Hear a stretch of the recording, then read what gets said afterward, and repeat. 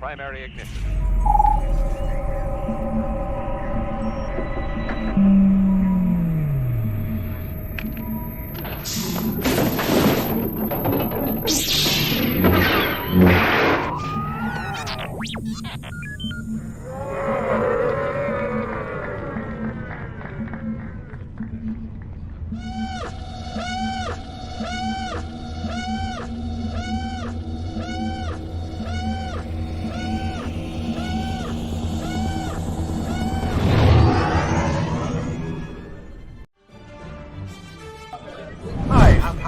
I was the Wampa ice creature in The Empire Strikes Back, and you're watching the Virtual Cantina Network. Oops. Woo! There we go. Yeah. Oh, and they're still not right. Here we go. Good to go. Thank you. Thank you, Howie. We made it. Hi, everyone. Happy Monday, Rebels. That was like a Wampa came through and slashed us all, and then we we're just like, ah! I am looking for the Facebook feed. Do you guys see it? No. Yes, it says it's live. There should be a VCNet one. Let me share it to the main page too. Oh, okay, there we go. Because I wanted to share it out to everyone. As I'm here as a surprise. Hi, everyone. I made it back. Yeah. From Vegas to Baltimore to Woodside. What a thrilling 3-city affair. Oh, Baltimore, the place of the million-hour layover every single time I'm in that stupid city. Yeah. Sorry for those who actually live there.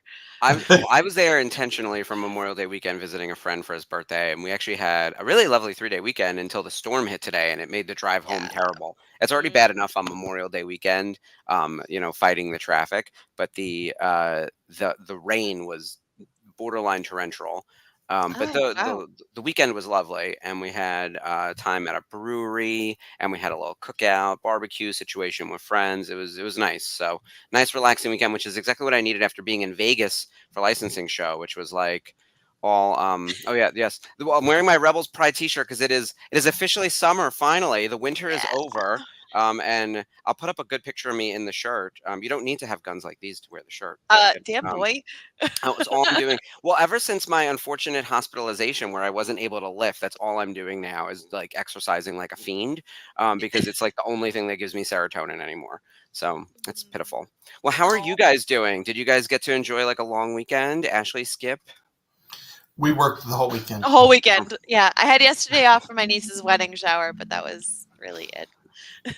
I got up this morning in the middle of a rainstorm, woke up to one of my dogs who freaks out every time we get thunderstorms. Oh. Tucked behind my legs, and had to go to one of my projects today and do a little work this morning, and then had to go visit another project. And not like I worked a full day or worked really hard, but still foot was in the water. Mm-hmm. Yeah.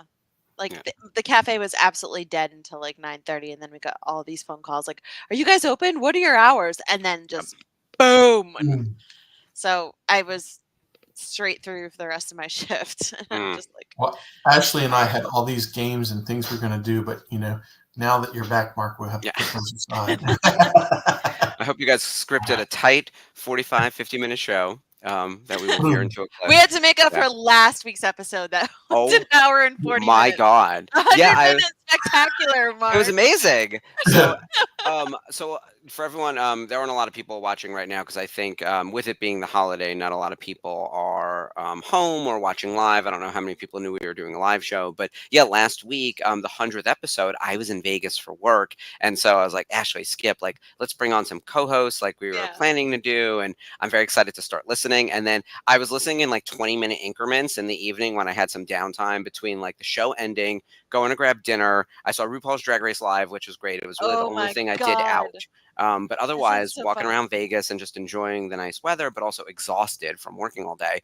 And then I'm like, how long is this episode? And then I looked at the time, an hour and 40 minutes. I was like, oh shit, this is a double. It's a double episode. It was a spectacular. It was our 100th episode. It was 100. Exactly. minute spectacular. We had to Yeah. go Yeah. all out. We made sure we got down to where it was like almost 100 minutes, and I was like, Yeah, it no, was no, no. literally like an hour and 38 Yeah. minutes. And And we Skip's said, like, no, oh we gotta no, talk we're going a couple for more minutes. 140. Yeah. No, it was awesome. So with that, thank you, Sherry. Thank you, Yeah. Sarah. Thank They you, you did guys, for great. covering. Thank you for giving Jeff the tiniest box. I mean, he's the one who makes the overlay. He could have been a full-size box. They Yeah, said, seriously, yeah. Jeff. Only a partial box for me. So. Meanwhile, he's, I think, the only person who's been on every episode. Even, or maybe him and Dave have switched off a couple Yeah, nights. him He's and probably Dave in have as been many on episodes there. as me or Ashley. I've For probably sure. missed half a dozen to a dozen. So Is it that many? Oh. out of 100, at least a half a dozen, if not Yeah, more. But about that. Yeah, we got a good crew over here. It was That a looks great like a discussion. frozen margarita, Mark. I mean, you know. Oh, it's protein shake. Oh. Yeah. Made with blue milk.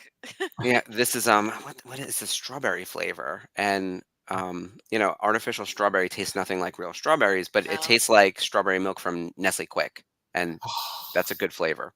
I Yeah. love that. I grew up with that was my favorite thing. It was like, no, don't get the chocolate one, get the strawberry one. If you mix the strawberry and the chocolate, mix up some ice in there, give it some like a good whip, like that.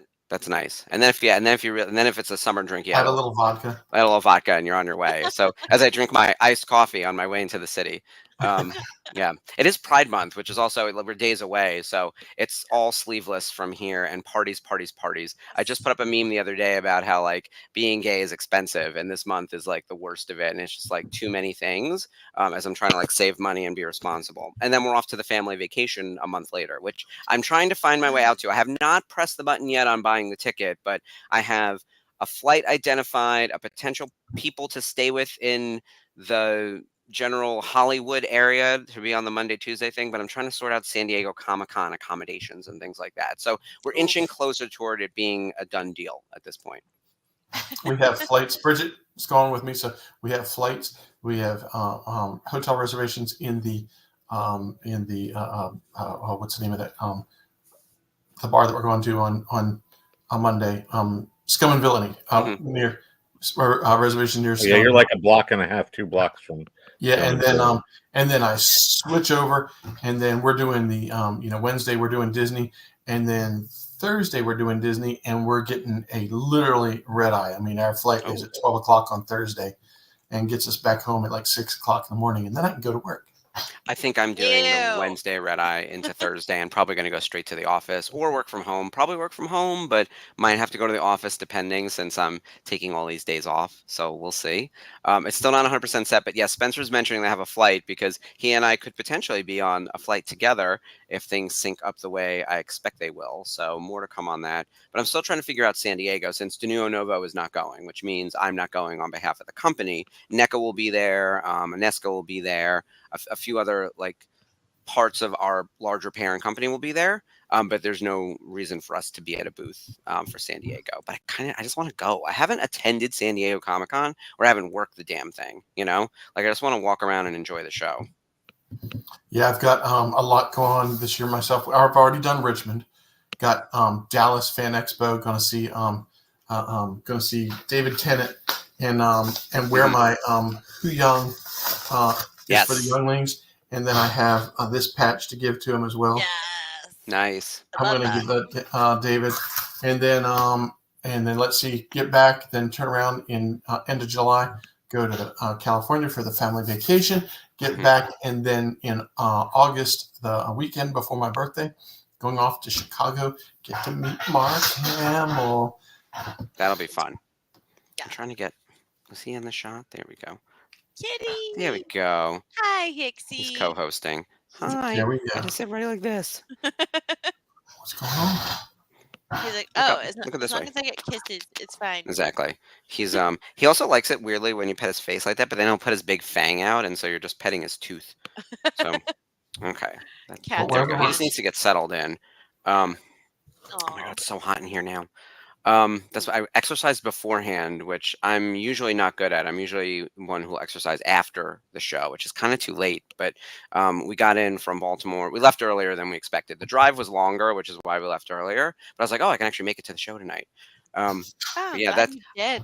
Skip, your travel schedule though is incredible. Like that's a lot. Ashley, you have a couple conventions coming up. Tell everyone where you're going to be so people can come find you because I know you have Yeah. Boston coming Yep. up pretty I soon. do. Yeah. So there's a lot going on for Fan Expo Boston. So let's see. Rich. Uh, hold on. I'm trying to find my actual table. Ah! When is Fan Expo Boston? It's really It soon. is June 14th through the 16th, and my niece Okay. is getting married on the 15th. Ah. So I was like, So it's you supposed to won't be in be there. August. You won't be there I for will be the there for part of the day on Saturday. yeah. My cousin and my boyfriend will be running my table for the rest Got of it. the day. But yeah, it's just insane to have everything be shifted around like that. Let's see. Sorry, I'm trying to find it. Oh my god, exhibitors. Whoa, what just happened? Okay, I am in Artist Alley on the second floor next to the photo ops and the autograph Ooh. hall. So they put everybody up on the second floor. I am at table AA 311. AA 311. Okay. Yes, We'll make sure we put a post like up the on the band. Facebook group because I know there'll be plenty Yeah, of people from the VCN yeah, attending Fan Expo Boston. And as and Spencer just mentioned, Bryce Dallas Howard is headlining. yeah. Can you Um, believe it's our first yeah, con ever? So I'm which excited that it is gets to be us. awesome. Yeah, Someone has to get a Yaddle autograph. And I'm I not saying know. for me, I'm not asking anyone to buy me anything. I just want to see a Yaddle autograph Yeah. in the Facebook chat. And by the way, like, that the crazy autograph collectors who need, that people to sign as all their iterations of characters, someone will have it. But like, we Yes. need to see a Yaddle, like, real Yeah. quick from, some And good I'm times. also doing Wicked Comic Con in Boston. That team is amazing. Doing my second year in a row. It's going to be at so Phoenix of Boston's at the Heinz Convention Center. I think Mhm. Wicked is at the Hyatt, and I'll be in Artist Alley there. Don't have my table number yet, but that's in August. That's in And August. Okay, so we have yeah, time. and I'm on wait list for Terrificon Oh, and wait I was list for gonna Rhode ask Island. about I was gonna ask Yeah, about Terrificon because I think a yeah, few people from the group are headed there. I didn't yeah. see like any Spencer's major going. headliners. Oh, David Desmalchian's going. Oh, Yeah, so he's never done a con in this area before, but hmm, I'm a fan of his, and yeah, I like him. yeah, Polka Dot Man, yeah. among many other things. Oh, I just watched a horror movie with him.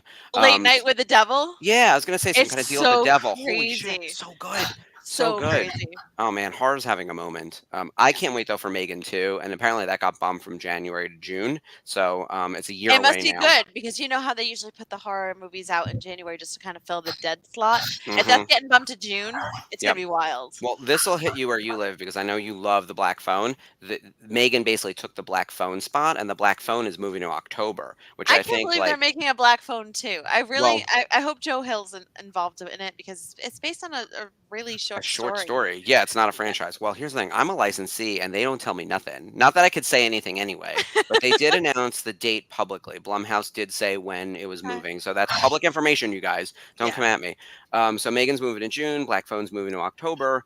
Yeah. And with that, like having a movie like that out in October means for a horror movie, they are really believing in it because I know the last one did really well. And as Yeah. of right now on IMDb, it says that Ethan Hawke is coming back as well as the kid whose name is blanking me. Finney. Escaping me. Finney. Yeah, Yep. like they're both coming back, which not to spoil the first one, but only one of them I think could come back depending on which way you're making this movie. If it's a prequel or a sequel, one of them has to kind of not be involved unless I don't know. Right. I don't know. Maybe But this is just what it says to just kind of throw us off a little bit, but maybe. yeah. I will say I did pitch my idea for Megan too. By the way, I swear we're going to talk about Hera, you guys. This is standard Rebels This Revisited is what we nonsense at the do. top of the show. My pitch for Megan 2 is basically Terminator 2. I want Megan to be the good robot in this movie, and there be an even eviler robot that she has to defend everyone from, so she could become the face of the franchise. She could still be a horror icon, but at the same time, and be like a creepy bitch and kill people. But like, maybe she's killing for the right reasons, and maybe she's on the good side right now, I and love maybe that there's term. like an even better evil robot. Like that could be really, really fun, right? And so that, by the way, as if I have any input on the script or the movie or anything, but everyone at and Universal thought that was very funny. So I was like, I got my laugh in Putting out Vegas. all your energy out there, making Yeah, it happen. exactly. Just send that out there. I got no say on that. Got no say on what they're doing with the next Jurassic movie or whatever else. So But they did announce Scarlett Johansson for that. So I was like, okay, there's some stuff coming next year that we could start getting excited about. Like me, little Scarlett. Yeah, she's great. So I'm in. That's so cool. Yeah, I'm down. What else is going on in the pop culture? Spencer said Colby Smulders will be at Terrificon, so that's awesome. Okay. Yeah, I have never been to that show, but it's a very easy drive for me because being in New York City, I think it's about 2 hours in the car. And I was going to go last summer, and something happened. I missed Boston last year because of the Catherine Tate fiasco. I don't even want to say it out loud. Yeah. And then Terrificon, there had some other conflict. But oh yeah, Megan will become Skynet. John, I like that a lot. Here's the thing with. Don't you think right now, what are people most fearful about? I would argue that AI is something that people are afraid about, both from like, it's going to take my job. It's going to start World War III. There's going to be a deep fake video of some president, not necessarily our president, but any president somewhere declaring war on someone. And you won't be able to tell if it's real or not. Like, that's a legitimate concern that people have now because of how good the deep fake videos look. I saw it happen in Madam Secretary. Like, that was pretty freaky. And that's 10 years ago or 5 years ago. So now it seems much more likely. That's something you can really tap into, the general fear and anxiety of all people, and turn that into like a really compelling horror movie, right? If Megan gets into the internet and is now imitating you or imitating remember how in Scream 3 it seemed ridiculous that you can mimic everyone's voices, and now they do it seamlessly, so much so that Scarlett Johansson is suing that company because she turned down a partnership with them and then they copied her voice anyway. So yeah, it's crazy. That's fucked up. That's really No, that's wild. I'm keeping an eye on that one. People will be like, they'll say something about AI the AI is the new way to go. And I'm like, have none of you seen Terminator? I mean, come on. They want that. I'm convinced. AI is not a good thing. Even if Linda you haven't Hamilton seen is Terminator, furious right now. So. Even if you haven't seen Terminator, you know enough about the plot points to know that is where we're headed, and it should stop. Like, don't tempt fate with this. Okay. Come on. I saw great. Skynet became active. Oh, I don't remember, but it was like not far off from where we are. It was like November something. Okay. Wait, hold on. You guys it's gonna fall. Yeah, somebody Google it. Yeah, as Hicks is like falling off the couch over here. He's a clumsy bitch. You're gonna fall onto the floor. Oh my God, stay over there. Okay. August 20. Oh, sorry. Went online at August 4th, 97, and became self-aware on August 29th, 97. So we are overdue to be taken over by Skynet. No, we're not. No, we're not. Oh my God, no, we're not. Yeah. I saw a great little tweet, and it was like, "What's your favorite?" Yeah. Like, excuse you. Yeah. How you get terminated? Yeah. It was, "What's your favorite tech bro invention of the last 10 years?" And it was illegal hotels, illegal taxi cabs, money for criminals, or plagiarism machine. And I was like, yes, all of these are like big clap for all four of these major inventions. And of course, they're talking about like Airbnb, cryptocurrency, AI, and oh my God, and Uber. Right. Uber, yeah. So that's the kind of stuff where I'm like, yep, these were disruptive industries that then created chaos and problems. So yeah, the date changes everything in this timeline. Yeah. Oh boy, John, you are not far off. Yeah. Well, as the dystopian future rapidly approaches, we're gonna end up in Furiosa time, which by the way was fucking amazing. I was gonna say I haven't seen it, but I heard good things. So good. Like honestly, if you can combine Fury Road and the good like action car stuff and the original Mad Max, you have Furiosa. And the story is still so strong. Absolutely loved it. Okay. I do want to see it on the big screen. That's on my list. Garfield also came out this week. I don't know if I'll be seeing that, but I'm one of those people that have not seen Fury Road. Oh, you would love it, Skip. You have to watch that first. It's phenomenal. Yeah. They also have it in black and white called Black and White and Chrome, and it's so cinematic. It's ridiculously good. Yeah, I agree. It's fantastic. I would say I love Mel Gibson in those movies, and it's just kind of like. I can't get into it. I know, but it's once you get your head away from that, and you just see the movie for what it is. Like I've Tom Hardy's okay. Like he's not my favorite, but he's okay. But he does great in this one. And Charlize. It's not his movie though. It's Charlize. It's not. Yeah, it's Charlize. you're watching for her. Things. Yeah. It's got Zoe Kravitz is in there. Riley Keough, Elvis's granddaughter, she's in there. Rosie Whitley, I can't remember her last name, but she was in Transformers. She's one of the wives too. They're so damn good, and it's so worth seeing. So definitely check that out. The guy who played Toe Cutter. Yeah. But the guy who played Toe Cutter in the original Mad Max, he plays Imperator Joe. Morden Joe. Sorry, excuse me. Morden Joe, who's like the big bad in this, and it's so worth seeing.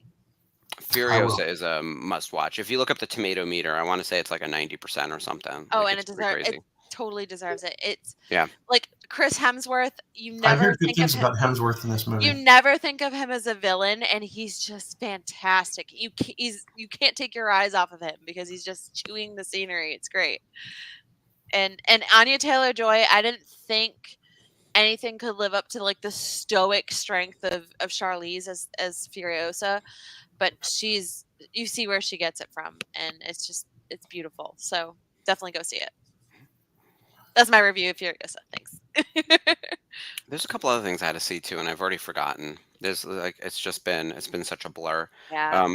With that in mind, we actually should get into our main topic of the episode before we spend the whole episode talking about other pop culture, which we've definitely done. We've definitely spent entire episodes just recapping X-Men. So let's jump into our best of Hera stuff. I didn't create like a listicle or anything like that, and I don't think anyone else did either. I don't see anything in the Google Doc. I figure we're just going to talk about some of our favorite episodes. There's no notes in the Google Doc. How are we going to do this, Mark? I mean, I know. I'm so let down. I really tried to keep your notes like in front of me, so like steer us back towards. Oh no, it's just a guidepost. It's like things I try not to forget. You know, like for last week, I just threw in like my top line ideas. Of like, don't forget to mention this kind of stuff, and then the plugs, because we always have to do that. Oh, before we get into the topic, I did want to announce some of the big news on the network. Spencer texted me to remind me, so I want to say congratulations to Ashley. She has been promoted to an associate producer on the network. Yay!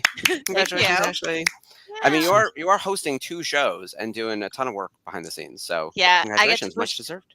I get to push the buttons and on episode 100 she was me oh my gosh.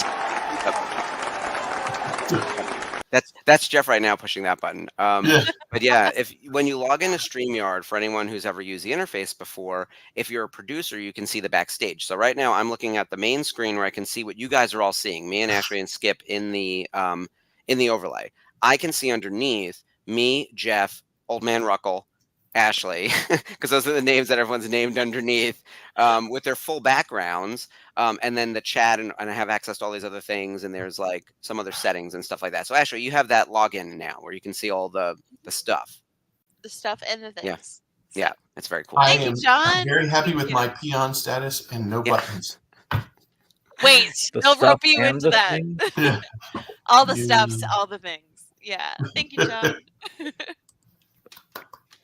Yeah, it'll be great because between the 3 of us, we'll be able to hold down the show on Monday nights, give Jeff or Dave the night off as we tilt into Clone Wars Revisited coming up later this summer. And in fact, I should mention right now before we get into our actual topic, just a change in scheduling. So basically, Rebels Revisited won't be on throughout the entire month of June.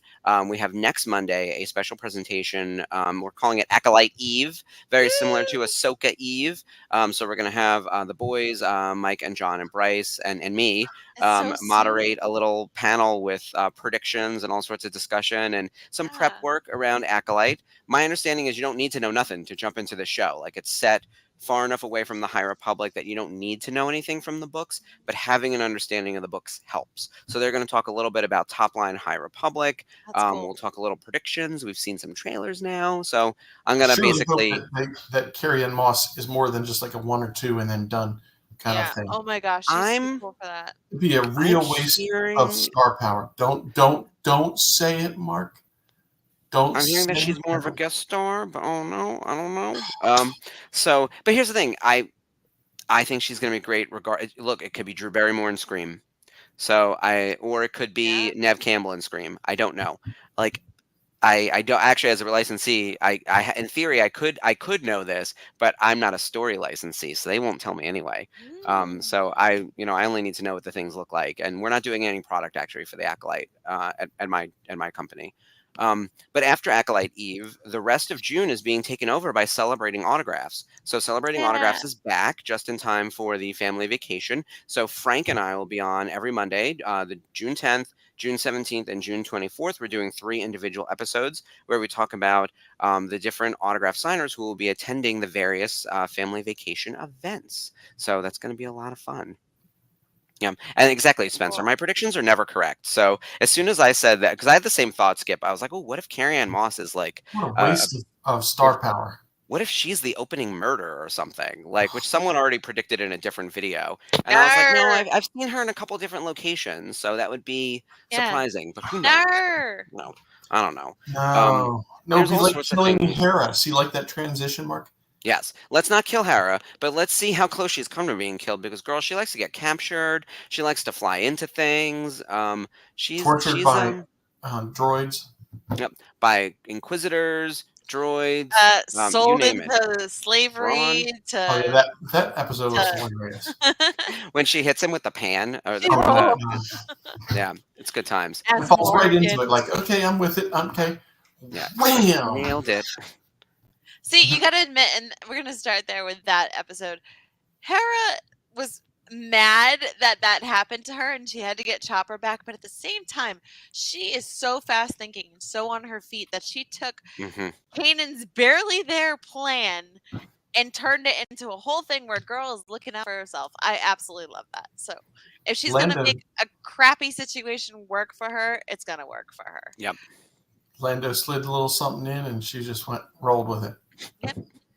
She's very adaptable. So Yeah. I think if we're gonna think of Hera's main strengths and what she brings to the Ghost, because everyone brings like a different flavor to the Ghost. She's definitely mom, and she's definitely in charge. And she's probably the smartest one around, as well as the most, I would say, focused and balanced, despite the fact that there's literally a Jedi on board. Like somehow she is still the North Star of the Ghost. Like she's the one with the plan, where we're headed, and everyone falls in line and listens to her. In theory, she's Spectre 1, even though we're calling Kanan Spectre 1. And I think that's really more of a marketing thing because like they wanted their top character to be a male Jedi. But like she's really in charge. And rightfully so, and she's earned it. And people don't usually question her leadership in, and decision making skills throughout the series. Well, and when we wouldn't have an Ezra if it weren't for Hera. I mean, she's telling Kanan, you need to train him. You need to, you're feeling something, go with it. And because he was like, no, I don't need this mess. I don't need this mess. And all of a sudden, in comes Hera and gives him a little shove, and boom, there we go. Yep. And now we have 4 seasons. Exactly. She's the one who saw potential there, and she has good instincts for that kind of stuff, right? And look, she's dealing with a lot of children. She's dealing with Ezra, who's a teen, Sabine, who's a teen, who I think people forget that Sabine is the same age basically as Ezra. I mean, she might be a year older because she's already there and she's a lot more mature than Ezra. And so like people forget that she's also young. And she does a good job, I think, managing Sabine's expectations in that space as well. Because there was that one episode in season 1 where they were sort of at each other, where Sabine's like, why aren't you telling us everything? I need to know what I'm signing up for because I'm not just going to follow orders blindly. That's what the Empire wanted me to do. And Hera's like, I'm trying to protect you. If we get kidnapped and they try to torture you to get information, you can't know that we're part of a larger cell, that all these other things are happening, who Commander Sato is, who Fulcrum is. Like it, she's like, I'm taking all the risk here, but I need you to trust me. And that's a tough position to be in because I'd probably be in Sabine's spot being like, no, bitch, you better tell me what's going on. Like, I can't do this. Yeah, it's a way that it kind of like breaks down the walls between them, and it gets them both to trust each other. Because at that point, it was just like, well, why don't you trust me? And it's like, well, stop being a petulant teenager and just realize that I'm trying to protect you.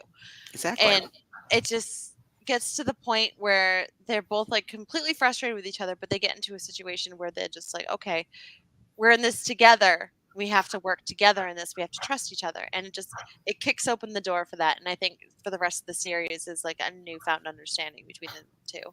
So, and that's That's in season 1. That's the Yeah. episode Out of Darkness. That's when they're stuck on that little satellite asteroid situation with the little creepy, scary monster things. Um, yeah, I'm trying to find Yeah. the name of it, but yeah, the Phrynox. That's what it was. So yeah, weird. Not to be confused with Frylock, but the feral Phrynox. But yeah, Sabine learns to trust Hera after they go through all of that together, and so they've and then from there on they have a great relationship throughout the rest of the series. And Hera knows how to manage Zeb and all of his ridiculous nonsense with the Zeb and Ezra brother Mhm. fighting all the time. The way she sends them being like, "Hey, go get me that Malo Run fruit," knowing that like they should have never found that fruit. It was going to be one of those like fruitless exercises for Grape them. hunting. Yeah. It's such a silly episode too, because that's the one they steal the Tie-Fi in. Like I Yeah. love that stupid episode. That's a And it great. was like, That's a great episode. you Yeah. stole a TIE fighter? Send them When, out for mail runs, get a TIE when fighter. when you have a new a show like this, first season is always kind of like introduction to characters, getting to know everybody. I'm kind of getting us out of the come on something interesting, and that Moolah Run one was great, and them stealing the TIE fighter and all that. That kind of really set the stage for the rest of the series. Yeah, you need those types of character build episodes where like there's very little plot and very little like the stakes are low, just so we can get to have characters interact a bit. And Hera set that up beautifully. Uh, I'm actually looking at this. There's a listicle from Comic Book Resources that has some of Hera's best episodes, and they actually rank Out of Darkness over at number 10. And then the one you were talking about, Ashley, Idiot's Array, was in at number 9. So, and meanwhile, there was also a link in there to some of Chopper's darkest moments. So maybe we revisit that one more time before we close out the show. Um, and then they also mentioned Wings of the Master as being one of Hera's best, and it's because of her piloting skills. I would argue she's the best non-Jedi pilot in the entire fleet up until the point of Han Solo. And then I think Yeah. if you want to fight like who's better, Han or Hera, I think that debate is up for debate when we Yeah. get there. But as of this point in the build of Rebels and who's associated with the Rebel Alliance, like she's got to be better than everyone else they got, right? Oh yeah, and think about it. Look how much the Millennium Falcon has deteriorated since Han took ownership of it. Like, sorry, like how many satellite dishes does this thing have? I want Phantom Lando's one. Falcon. Lando's Yes. Falcon is where it's at.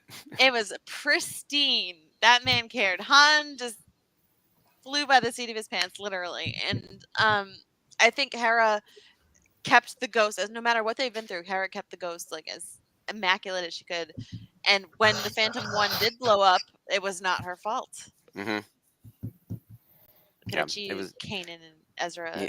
Yeah, the boys broke it, which The no boys surprise broke it. there. Yeah. Yeah, she did a good job keeping upkeep on the Ghost, which otherwise should be like kind of a junker at that point. Like it's not a new model ship, And it's a even at the home. start of their, adventures. But right, it is home. So there's actually a thing going around Instagram right now within the fandom, and there's a few things happening. They want you to circle and check off the movies you like, the characters you like, blah blah blah. Where would you live? All this stuff, and it's like, stop asking me all this information. I know they're just trying to get my social security number, but like, but truly, there's all this stupid crap going around like the Star Wars Instagram, and one of them was, where would you want to live? And a cosplayer that I follow actually had a really out of the box answer, and he said on a ship. He was not picking a location from the various planets and whatever else, but would be like, I'd like to be in my own ship traveling the galaxy. And I was like, yes, the Ghost. That is home, and it is a mobile home. And then, because I was originally thinking, oh, Coruscant, that's where all the action is, where the good jobs are. There's actually like breathable atmosphere, like, and depending on when in Coruscant. But either way, like there's still, I'm not stuck in the trees, like, or the desert of Tatooine or some gross outer rim planet that has no government. Like, you know what I mean? Like, Tatooine sounds fun until there's a crime spree. And then you're like, help, sheriff, someone, like that, that's a disaster. But when he said a ship, I immediately went to the Ghost. The Ghost is home. And I think the Ghost is home because Hera made it home. Like, she's the one who figured out how to like turn this like very functional ship into a place that feels like we all live there, even as viewers. Well, how many times do they reference themselves as a family? It's definitely, that central character that holds everybody together, that keeps them moving in the right direction and creates the home. Here is that. It's just that simple. There's no getting around it.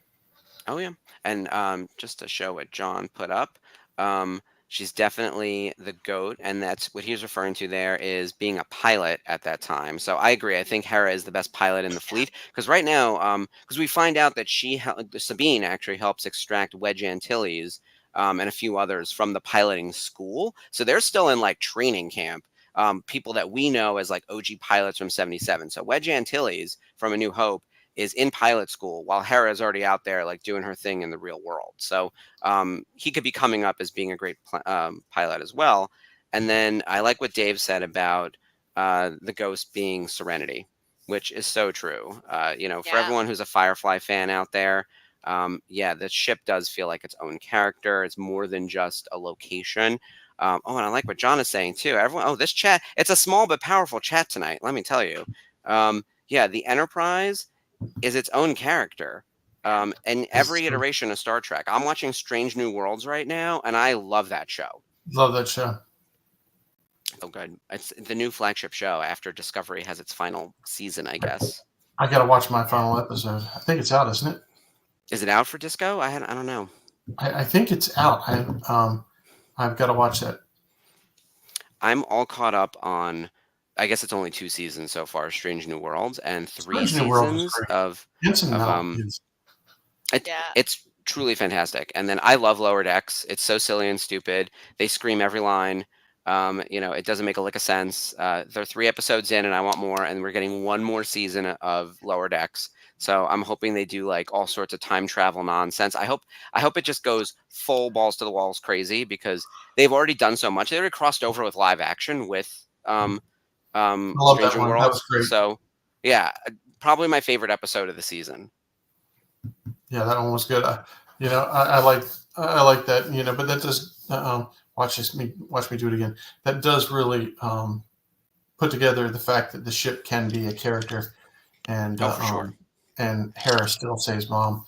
And we've seen Hera in so many different situations. Like we said, she's been tortured and captured by the best. Thrawn, Governor Price. I loved that episode where she's being rescued and that line about hold on, what's the little art piece that the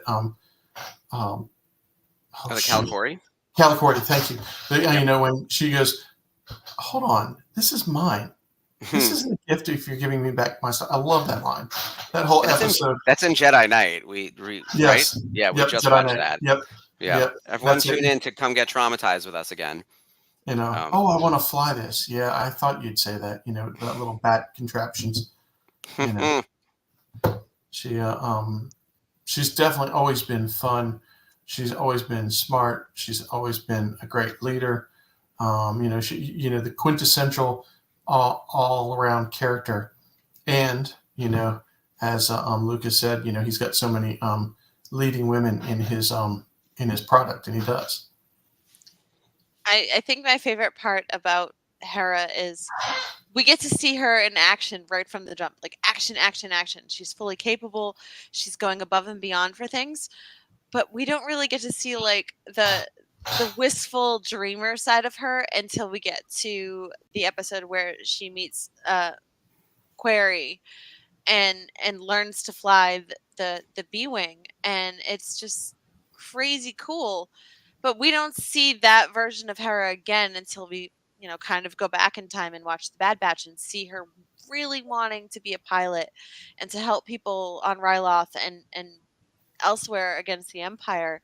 And she's dreaming. Like you first see her on staring up at the sky pretending to fly, and it's so like it all starts with a dream. Like she's became a badass for the rebellion all because she dreamed about being one.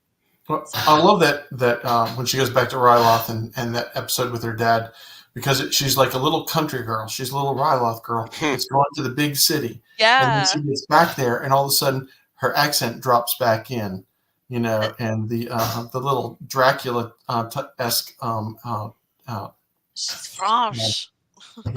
Comes in, and it's like, does she not sound like a vampire when she's talking to her dad?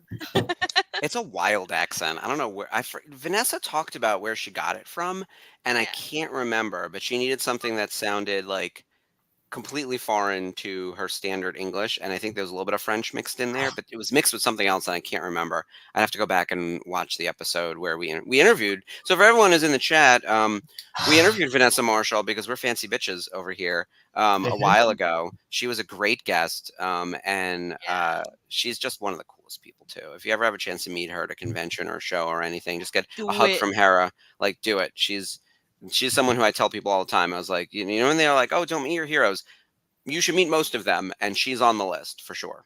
Yeah, she was great. I met her at Nashville at ICC last year. Everybody was there except for Keenan.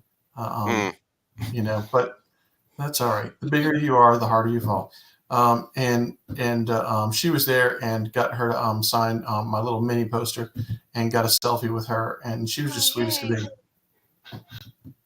Oh, and I got her to sign a piece of artwork that somebody else had done, but kind of like, here's my, you know, it was kind of better than a 8x10 glossy. You know, I had this piece. It was wonderful. Oh, yeah, and she hawked our show, passing out our cards. That was really sweet of her. But so when it comes to Hera, we don't really get to see her, aside from obviously she cares about her family on the Ghost, but we don't really get to see her prioritize her private life very often during the series. So when she, you know, obviously drugged up by the Empire and they finally rescue her in Jedi Knight, and she tells Kanan that I finally know what I'm going to say to you. I love you. And Kanan's like, no, that can wait, kind of thing. And it was just kind of like, it was like soul crushing because this is the woman that is like the utmost professional and has put everything else first. And he tells her to tell him how she feels. And when she does, he's like, not now. And I'm like, damn it, Kanan. You're supposed to be better than that. Yeah. So it was just frustrating to me, but it's interesting that from like the first episode of the series, we all immediately understand that they're a couple, but then it seems like they're not 100% open about that to everyone around them. And I'm like, is that a protection thing? It's a workplace romance kind of thing. I don't know. I mean, I thought that was really Have you guys read Rebel Dawn? Yeah. Oh yeah, for sure. Yeah, you know, with the kind of an introduction to them meeting. Oh yeah, by John Jackson Miller. It's John Jackson Miller, really yes. book. Yeah, it is. It's a fun ride, and you know, immediately he's like, "Ooh, who is this?" Exactly. He fell in love with her pretty much immediately, and I think she was like, "Oh, who's this?" It was that, right? Because he has F-boy energy all over him, like from the jump. So, but sometimes that's how it goes. But he ended up being a good guy, and I think a lot of that has to do with Hera, right? I refer to her as the North Star, despite the fact that he's the Jedi. He's the one who didn't tell anyone he was a Jedi for a very long time. He didn't really meditate. He didn't really practice. He kept it hidden. He obviously didn't keep up with a lot of his training until he was forced to be a teacher to Ezra, and then he didn't want to fight in the war, even though it was the right thing to do because of, he had already been through one, and it didn't go well. So I get it, but he takes a lot of convincing. Like he's actually like kind of selfish as far as Jedi go. Like he's not the first one to jump up and say, "Let's go help these people." Like he wants to just stay alive, which I get it. It's a trauma response. Like his baseline is like stay alive, and Hera's like, we need to help people. Like Hera experienced genocide and slavery and everything on her planet, and her response was, we have to help others. And Kanan experienced something very similar with the Jedi, and he's like, I need to stay alive. Like it was two very different approaches to that. Fight or flight. And it took them. Yeah. Well, exactly. What was the last words his master said? Run. You know, it was imprinted on him. Just run and stay alive. Run and stay alive. And she had to say, no, you're more than that. You're a hero. You start acting like it. You know, I'm not attracted to the little boy in you. I'm attracted to the man. Yeah, the better part that you could be. She brought out the best in everyone. She made Ezra better. She made Kanan better. She made Sabine better. She made Zeb better. She even got Chopper to behave every now and then. So that's saying something. Yeah, mostly. Chopper's friend. Chopper doesn't have any friends. Yeah. Man. That is a great line. Chopper doesn't have any friends. Yeah, Hera's probably the one, right? You have to think like if there comes a point where and it's because she saved him. Yeah. Yeah. I don't know, she's definitely the one to get the best performance and bring out the best in everyone around her, which really appreciate. But Yeah, you she doesn't think get of enough credit for that. yeah, you think of her level of PTSD and trauma. Like her mother was probably killed by the Empire for the rebellion on Rylal. Hmm. And the fact that Cham and his people go on the run and they take up residence in their home, like it's Yeah. kind of like a slap in the face, like, oh, this is what we think of your freedom fighters here on Lothal. And they make like examples of their art and their family heirlooms. It's insane. Yeah, it's So devastating. so to have that, not only have you lost your mother, but the things that mean the most to you in this world, aside from like Hmm. your family, your chosen family, and the last piece you have left, the gift from your mother, is in the hands of the Empire. You're gonna do everything you can to get it back, and she doesn't let that hold her back. Like she's determined to get it back at any cost, including her sacrificing herself. Well, we also have to remember too that all these people that were listening, that she held them together or held them to a higher standard or told them to do the right thing. Her father would be included in that. Yeah, You know, hey, because you he know, wasn't I going know to do you're this, anything either. He was yeah, all I know about you're this big Ryloth. hero. I know you're this big hero, but we're going to save this ship instead of blow it up. You know, we're not going to make it a martyr. We're going to turn it against the Empire and use it against them. And so even her father, she was able to, you know, turn and direct into the light. Hmm. Yeah, he's a jerk. There's some terrible parents in Star Wars. Cham Syndulla and Sabine's mom, Ursa Wren, they could have had a nice brunch talking Yeah, they about need which to one's the hang worst out. parent. Yeah, could have done a little survey says over there Star on Wars the big board as to terrible, terrible parents. But she makes it work. I mean, I gotta say, if I were Harrison Dula and Cham Syndulla were my dad, I would have pushed him over one of those non-existent railings when no one was looking. She, on the Knee, other hand, took the high knee road. level. Yeah, yeah, the knee level railing straight into the ditch. Oh, whoops. Um, Oh, you and fell. Say hi to yeah, Hemlock down there. exactly. Oh my gosh. But she somehow rises above that kind of stuff. Yeah. Um, yeah, I'm trying to think now if she actually has any confirmed. She has several confirmed kills because when she's a pilot, she shoots out Oh ships. yeah, But there's she's no shooting like out next when I'm week. thinking like face character that she took out herself because Chopper usually gets the kills in those situations, blowing up the Just a ships and few. everything. One or Yeah. two. They let Thousand. Chopper do all the face kills because he has no eyes, so they can't be like, oh, look at the Mhm. murder in his eyes. Like it's just Yes. it's a known Like fact. what's that line from the boys? I like to see the light go out. That's No. Chopper. He's like zoomed in. Like right on there. It's to go great.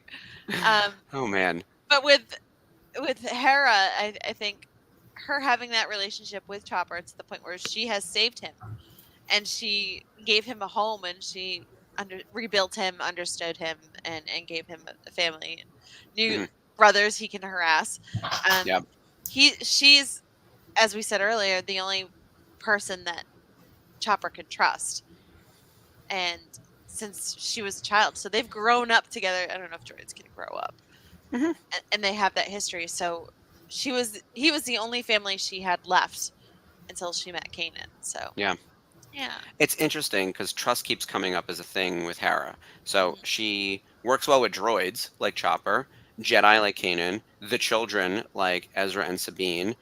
She gets Zeb. Um, Mon Mothma trusts her to smuggle her across the borders and into freedom away from the Empire when she becomes, public enemy number one. She Bail worked with Organa. Bail Organa, She Ahsoka, inspires a lot of confidence. Commander Sato, Captain Rex, and all the clones, everyone is like, Hera's never the problem. Let me tell you, everyone's like, Hera's the go-to person for all of these people Yeah. to be like, what do we need? When do we need it? How do we need it? How can you help? How can we help you? Um, she somehow so I'm trying to think on like a D&D kind of thing. Like, would she have like high levels of diplomacy and charisma? Yes. That would be the kind of thing where like She everyone got just loves and Riz, trusts as her. the Yeah. youths would Oh my say. God. There's only she's got one the time Riz. that they really utilized her as the problem, and that was in the Purgle story, where she Yeah. just didn't want to trust the Purgle. That was about the Yeah. only time I can think of that they. Because they were trashing her ship. Yep. Yeah. And Yeah. those little space creatures, yeah. The Damn, that weird, like, red. Smell. The first time I watched The Call, I remember thinking, "What the fuck is this? And why are we watching this?" And all I could think was like, "Oh, Ezra's always communicating with some weird animal. We'll never see them again." And then they're like a linchpin to the series finale. It's so stupid. And Ahsoka. And Ahsoka. I know, you it's know? crazy. It's so crazy. I should have known. I was like, "It's too dumb. Of course it's gonna come back." Like, Save the yeah. wolves, Yeah, save the don't get the whales. nerf herders started on Oh, the I know. space whales. I love those boys, but when they get rolling on the Purgle, it's the kind of thing like I'm incensed by a lot of things, but like the Purgle do not bother me, honestly. But I love they're poking them when if Yeah. if you walk into the room and just go Purgle. yeah, And then Yeah. 15, 20 minutes later yeah. comes to an end. John John, says Hera's got an endless bag of holding of charisma. yeah, it's true. She's And holding. and it's not even like manipulative. Like I think that she is genuine. Like her charisma is not like Jedi mind tricking you kind of shit. Like she is really someone who people legitimately trust and like and want to spend time with and want to be around. Other than her terrible dad, like everyone thinks she's great. So yeah, I think it's sort of universally beloved within the crew for sure. Going through this list, I'm gonna actually. I should And put even this Hondo. one. Hondo can't deny that she's like a capable leader. Like Yeah. he's just so impressed by her, and I'm just like, Because she Oh, and she don't- beats the don't crap forget out of Hondo. As as Morgan. Morgan. I was like, yeah, you're a tough lady. the enemy of my enemy is my friend, so it works out for him. Yeah. It's interesting on the list of must-watch Hera episodes from Comic Book Resources. The Purgle episode checks in on the list. It's on here. So I mean, let me go to the top real quick. So number 10, as I mentioned, was Out of Darkness, which is the one with Sabine. Number 9 was Idiot's Array with Billy D. Williams returning as Lando. It's a great Lando. episode. It's also a really fun one. Wings of the Master, which is all about Hera flying the ship, which is great. She's flying a Great. B-wing. The B-wings. Yep. Episode 7 on here is The Call. They actually say The Call is a must-watch Hera episode, and it's because she overcomes her prejudice against the The Purgle. whales. Like, yeah, which by the way, Hera's never wrong. This is the first time I think where they're like, we're Yeah. going to shut down Hera a little bit. Number 6 is Homecoming, where we deal with Cham Syndulla, right? And his big bucket of bullshit. Number 5, The Mystery of Chopper Base, which I don't remember this one as being like a giant Hera episode. It's really more of a team episode, but like they're identifying where they're going to be. This is right before they head off to Malachor for the season finale for Twilight Apprentice. So I don't know if this is a must-watch Hera episode, but it's on their list. Hera's Heroes, which is when she's captured by Thrawn and goes after the Kalikori. That one is excellent. She's undercover most of the way. Secret Cargo is number 3, which is one of my all-time favorites, and I can watch that one on repeat. Yeah. I have. Mon Mothma is by far her best episode. It's also a very important just Star Wars moment for everyone, and Hera's right at the helm, having a great conversation with Mon Mothma throughout. Number 2 was Rebel Assault, and then number 1 was Jedi Knight, which they're really meant to be watched together. And I guess that all makes sense. I would actually put Secret Cargo at the top as a Hera episode, but Jedi Knight as a more important episode to watch for Rebels. But then Secret Cargo is more important for all of Star Wars. So there's like push and pull there. But either way, look, this is good stuff. You can't deny Hera's impact over here. This isn't like when we're doing Grand Inquisitor. It's like pick all 5 of the moments that he's in. Drop skipping the deep end of the pool with Yep. the Grand Inquisitor. Well, you mentioned that last week in the episode 100 coverage. It's like, oh, that's right. That's the first time we had you guest host. Yeah. Scooby says her role past the downfall of the Empire is impressive, as well as spelled out in Alphabet Squadron. Oh, Yeah, so we see her mentioned General Syndulla, please report to the hangar bay. And it was just like in Rogue like One. you see Chopper roll by in Rogue One. It was just amazing, and I was like, "Wait, what?" Like in the theater, like, shh, like make sure I hear what I heard. So first off, hey Scoob, I didn't see you in the chat earlier. Thanks everyone for joining us, by the way. I know it's Memorial Day weekend, and I'm sure everyone had your barbecues and your travel and all that other stuff. I have not read Alphabet Squadron. But I've heard that it's really good. I'm not a big pilot guy the same way. I'm more of like a Force user guy, and I like the villains. I love my Rebels, and I love my Sith and other dark side users. And there are other people who love the clones and then the fighter pilots, and so there's sort of like streams for everyone. I didn't read Alphabet Squadron because I just, it's not really my thing. But I heard it's great. I love X-Wing Squadron. I love Rogue and Wraith Squadron. I could not get into Alphabet Squadron for all the Really? tea in China. Yeah. I mean, I started reading it twice and then put it down and was like, maybe someday I'll be able to, my brain will untwist what everybody else is seeing, because I wasn't getting it out of that book. But Jim will Definitely, have to, yeah. or sorry, Scoob will have to tell you. We'll give you a summary or something. there we I go. sometimes just go to the Wikipedia, and then the entry is as long as the book, and I'm like, Mama, Cliff's Notes. Where are Top the note. 10 bullet points? Yeah, that's when you go to Google, but now Google's unusable. There's an AI built-in thing with Google that's telling people to put glue into their cheese. So everything's broken. We're in the worst timeline, you Oh, guys. So it's Sherry. yeah. Hi, Oh, hey, Sherry. Sherry, our former Yay. co-host, Sherry. Sherry, you were so good. Thank you to Yeah. you and Sarah for covering last See, week. no with- need to be nervous. You guys had Yeah. it in the bag. Oh my It was God, you great. guys were amazing. Yeah. So you see how easy this job is? This is why we're free. So, but thank you, Sherry. We really appreciate it. I wish I were there to be on air with you and Sarah. We will have some type of big Yeah. party before the show closes with, I think, a lot of boxes that'll make everyone crazy. Sorry, Um, Jeff. yeah. We'll all get Jeff-sized boxes. It'll actually happen. It'll be like the Bricky Bunch. That way we can do almost like on the Tuesday happy hours where we can all see each other. Great. But yeah, the show was great, and I did have to watch it in chunks because it's by far the longest a good episode we've one. ever done. Yeah. We just kept She always- talking and talking and talking. And Sherry always does, even in the chat. Her and Sarah, and I gotta say, everyone in this chat is really great. Like I watch all the shows. Yeah. This is my favorite chat, not just because it's my show, but or our show, but like it is my favorite chat. Because everyone, if you love 'Cause it's just- Rebels, like Yeah. everyone can love Star Wars, but to love Rebels, there's something very special and specific and niche and weird about it. And there's something about like this particular chat that's just It means you're deep into your Star Wars love. You can't be Yeah. a shallow Star Wars person and be a Rebels fan. Yeah. You've Yeah. got to be a deep fan to go into Mhm. Rebels. Yeah. Animation. And Dave, I'm not saying it's the best chat. I'm saying it's my favorite. So I'm not going to start comparing the chats, but they are very different in terms. Oh my God, the chat on Unifying Force, the questions that happen are insane. It's because they're talking about the headiest stuff in all of Star Wars. And if you want to get your PhD and start learning something, that's the show to go to. It's Unifying Force.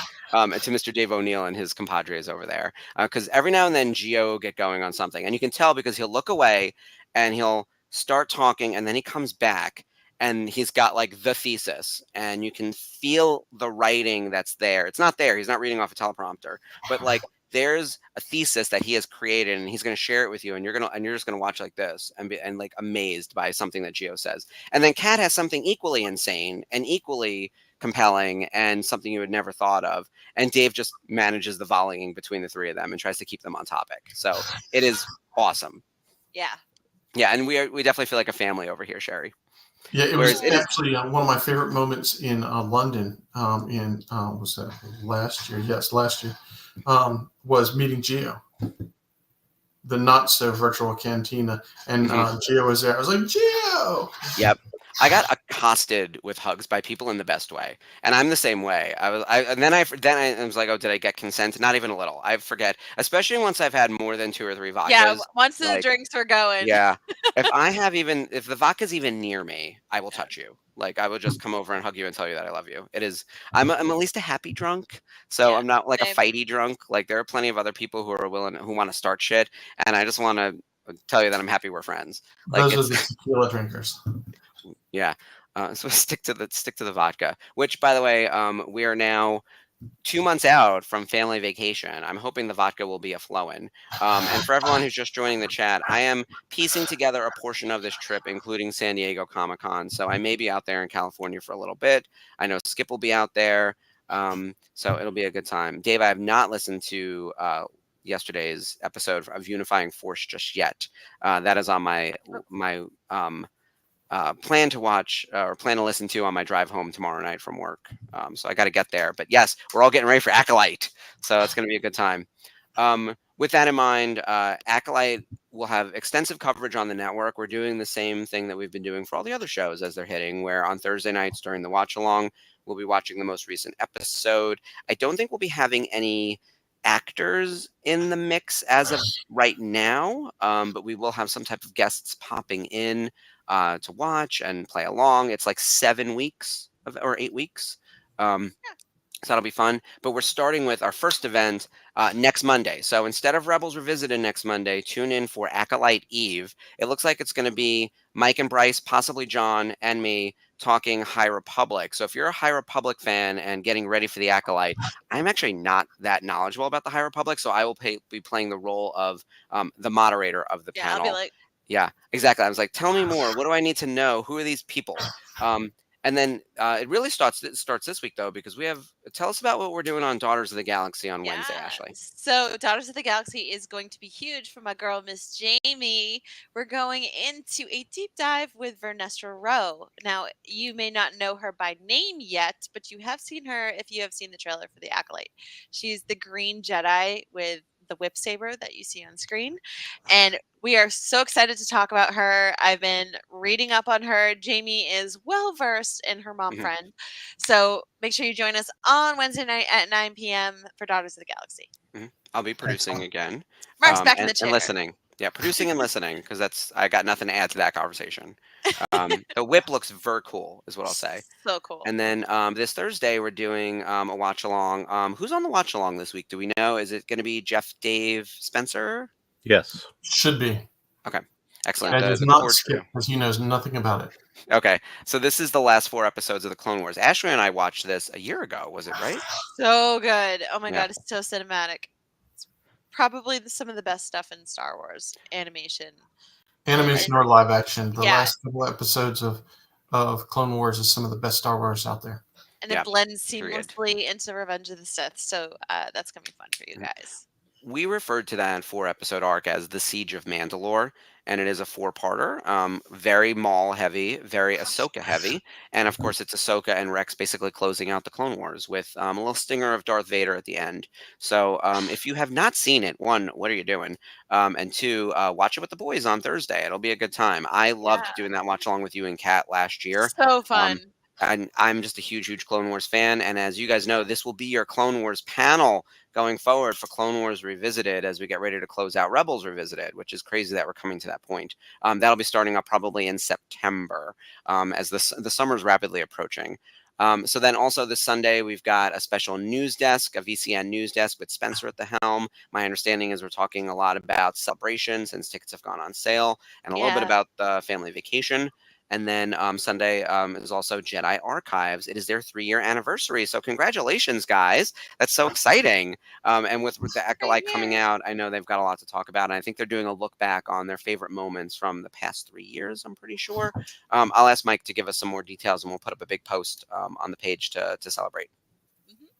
It's a packed week. It is. It's a very busy week. As usual, there's more shows than expected. So tomorrow, Happy Hour. Wednesday, Daughters of the Galaxy. Thursday, The Watch Along. Sunday, The News Desk. Sunday, Jedi Archives. And then next Monday, Acolyte Eve. I can't believe we're up to the Acolyte already, which is crazy. So stoked.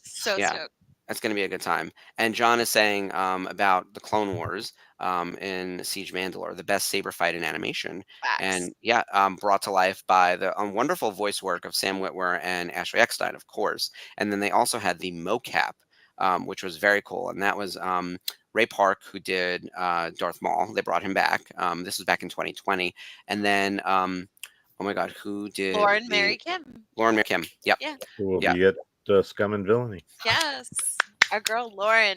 Yeah, I'm so excited to start talking about all that. I think we've announced almost every guest. There's like 1 or 2 more that have not been announced yet that we're holding tight on. But we're going to do a deep dive into that on Celebrating Autographs in June. So join me and Frank every Monday starting June 10th for 3 straight weeks. So the 10th, the 17th, and the 24th. We'll be covering all 3 of the events, the Scum and Villainy event, the Biggs event, and the Northern California event, going through all the different autograph signers and talking about who they are, who they play, all that kind of stuff. Yeah, there's heroes of the Filoniverse, there's Galaxy's Most Wanted, and then there's the creators of the universe, the Star Wars universe. So it's going to be a really, really fun event. We got a lot of people coming. It's like 50 names or something. Yeah, it's insane, and it's going to be worth every minute. So if you have your tickets, if you want your tickets, please let Spencer know. He's got some remaining, but don't miss out, guys. The FOMO is real. Yeah, that's why I'm trying to carve out some time to go out there. And then we're I'm piecing together a little portion of the trip. So I think I'll make it out to Disney and then fly home, but I won't be in the Northern California portion It's of not the quite 50 names. It seems like 50, but it's Yeah. closer to 30. So closer to it is 30. pretty impressive in terms of the Yeah. lineup and over 3 days. But good lion's share at Scum and Villainy. Yeah, that's the Scalability first is night. the night to be there. Yeah, that's the must do, I would say. Not that they're all not must do events, but like that one event has more than half of the signers, I think. Oh yeah, easily. Come out to the coast. We'll have a good Yeah. time. Yes, thank you very much, Dave. That's a great line. We'll have some laughs. Yes. We'll survive San Diego Comic-Con together first, maybe. Oh, The you'll- meetup is that Saturday it. night, which is why I want to make sure I get there. So, Right. and I have to see some other friends and other people in the fandom that are separate from this. So there's a lot to do. Yeah, and I gotta say, thank you, Sherry, for mentioning that. Spencer has been doing an amazing job putting all this together. And Dave and Jeff behind the scenes. I can't tell you how many individual graphics that have been needed to be made So much good for work. every signer. Yeah. There's a PowerPoint deck that's in the works for celebrating autographs that everyone's contributing to. There's posts on Facebook happening every day. There's logistics for T-shirts and buses and events. And I got to tell you, I think every producer has touched some portion of this. But yeah, Spencer is leading the charge for sure. It's going to be so much fun. I'm excited that I'm going to get to go to a portion of it. I still haven't booked my flight, so I don't want to promise anything, but I'm getting there. It's getting close. So, all right, before we go, because I know we're over time, favorite Hera moment or episode minus Secret Cargo. What is yours, Skip? What is yours, Ashley? Jedi Knight, scolding Kanan for giving her own stuff back as a gift. You love that. You've mentioned that before in other, so I know it's moment. real. That is your moment. You've referenced that several times. Yeah. Ashley, what's yours? Great fun. Mine is Hera's Heroes. Because we see what she's willing to do, and she's not often selfish, and this is her chance to be selfish and get something that meant the world to her. And the team knows that about her, and they did everything they could to help her out. Mm-hmm. And I think that speaks volumes for both how much respect they have for her and how much she loves her mother to sacrifice herself to get that piece of her back. So it's a huge episode. Yeah, it's a great character build episode for sure. And for everyone around her as well. All good choices. So, all right. What about you? What's yours? What's yours? Secret Cargo. Without a doubt. I mean, Mon Mothma is trusting her to save the galaxy.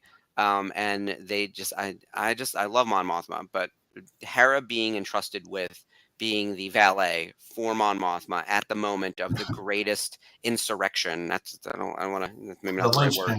Yeah, this is a moment in Star Wars Rebellion history. And that's the kind of thing where, I mean, she's a senator fleeing to become traitor number one. And she's like, hey, I'm just going to hang out with Hera for a little bit before we go do this. Yeah. Before we I feel like set the galaxy on fire. Yeah, that was the moment that killed the Senate and just gave the Emperor absolute control. So yeah, from there, I mean, they talk about how in A New Hope they dissolved the Senate. I was like, what was the Senate at that point? Like, I guess we'll see some of that in Andor season 2, which supposedly is coming in 2025 early, but I don't know because Skeleton Crew is supposedly coming late in 2024 and may bleed into 25. I don't know. So we'll find out either way. Yeah. Give it to me. Give it to me. Look, we get it's Acolyte followed by Agatha, followed by Skeleton Crew is the way I see the Star Wars / Marvel TV headed, right? Because it's like Acolyte no problem with that. June, July, August, and then Agatha is September. So I think that's good pacing for witchy season. Yeah. Yeah, I know. I'm ready for it. I can't wait. I'm probably most excited about Agatha more than anything else on the calendar. Now and the that fact X-Men's that we've gone, been teased so many times with different titles, and it's been Agatha all along. So my understanding, and I don't know if this is true, so don't quote me, is that the subtitles they were giving us are supposedly episode titles, and so that's what Agatha I heard all too. along is the series title, but like Agatha Covenant Chaos like could be episode 2 or whatever it is. So I don't know. We'll find out. We'll find out. Yeah, exactly. Sometimes I love to speculate, and other times I'm like, that's fine. I can wait. I'll find out. I'll find out when I find out. Yeah. Right. That's how All I right. feel. Well, with that, thank you guys so much for tuning in. We won't keep you for an hour and 40 this week. But thank you for I know you're joining us depressed. on episode 101. Yeah. And then we will see you in a month. But please continue to tune in each Monday with the Acolyte Eve next week, and then celebrating autographs after that. And then we will be back in July. Actually, it's July 1st with a new episode of Rebels Revisited. So we're not gone yet. You have us through all of July and August. So at least we get through the family vacation before we turn over to Clone Wars. Right. And make sure you keep us in mind on June 6th for our 2nd anniversary, which unfortunately we won't be on the air for, but watch the best of Rebels. So find your favorite episode on YouTube. Watch it. We'll do with us. something on social media. Yeah, to celebrate. we'll throw something up. So Exactly. yeah. All right. Thanks everyone for joining us. Thank you, Skip, again for filling in and co-hosting. You're welcome. We're getting into this is the new trio groove that we're going to be doing. So it's a good Here time. to Thank you. partay. Yes. Uh-huh. All Never right. a dull moment. Thank you everyone for joining. Have a great week, and may the force be with you. Bye guys. See you, everybody.